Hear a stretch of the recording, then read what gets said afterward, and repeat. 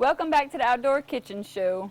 Right now I am into cooking a chicken stew, and we have cut about 8 pounds of onions, 3 bell pepper, celery, green onions, and I had a lot of help doing that. My sister Abby helped cut onions, Shelly helped cut onions, Stephanie, my mother-in-law, helped cut onions. My brother-in-law Gary Barber, he helped cut the chicken. Right now I'm cooking the onions down. We already fried the chicken, the roux cooked, so we're about to throw it all together. All the hunters are in the woods hunting, so I'm preparing the meal. And I really would like to, thank all the ones that helped, because without them, it would take me a lot longer to do this by myself. This is the youth weekend at the Last Chance Hunting Club, so it's a very family-oriented camp, wives, kids, everyone's welcome. Everybody helps everybody do everything. We cook big breakfasts, kids cook mini pots. We cook big meals. Of course, we're going to watch the game later also. So it's a full day and a full weekend of a lot of family activities and cooking and just having a good time. Okay, after you brown your onions, what are you going to add next?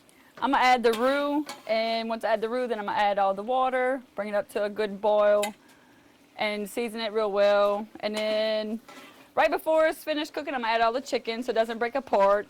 And we actually use boneless, skinless chicken breast and thighs, so we don't have the bones up in the gravy for all the little kids.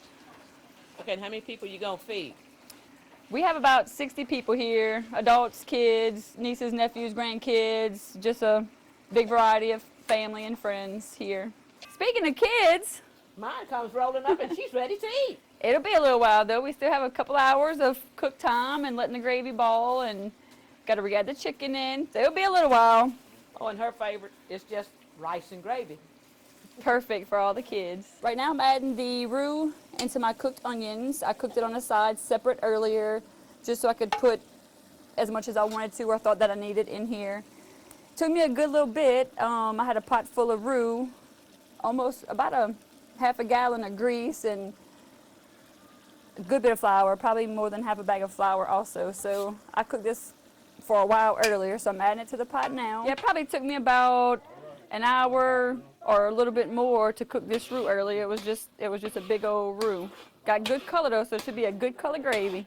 Yeah, and actually while I was cooking the roux earlier, that's whenever I had my cutting committee, what I call them, my people that was cooking the onions and the chicken, because I couldn't walk away from the roux because I didn't want to burn it. So we kind of had two things going at one time. I had people helping cut everything up while I was stirring the roux.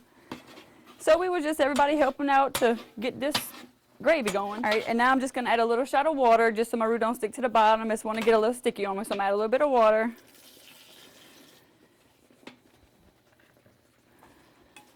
So I don't stick to the bottom.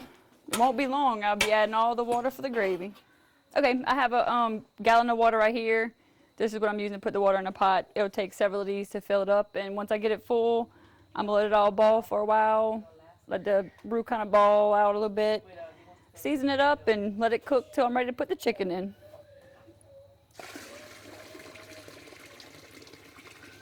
So far I added salt, black pepper, some parsley, garlic, and I'll put a little bit of red pepper in it too.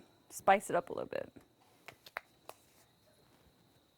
So now that everything's in, I'm going to bring it up to a boil, let it boil for a couple hours, let all the flavor and seasoning blend in together real well. And I won't add the chicken in until about 30 minutes before it's finished because I don't want the chicken to break all apart in the gravy. So it's going to be a hell of a gravy.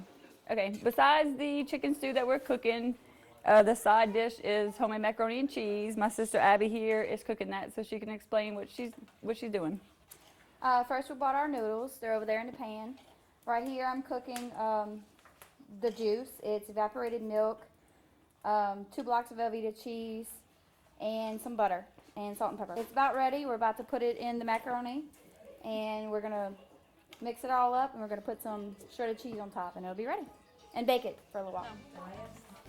Once you've got all the noodles mixed in with the sauce, you cover everything with shredded cheese and just bake it in the oven until it starts to get bubbly, about 15 to 20 minutes at 350. This gravy has been cooking for probably a good 2.5 hours now. We've tasted it, sampled it, we've seasoned it to our liking. We think we have it where we want it at, so now we're adding in the chicken. We'll probably cook it for about another 30 minutes. let the chicken cook good in it, and it should be ready to eat. Y'all, this chicken stew was amazing, and even better, we had some youth hunters come in with deer to the camp.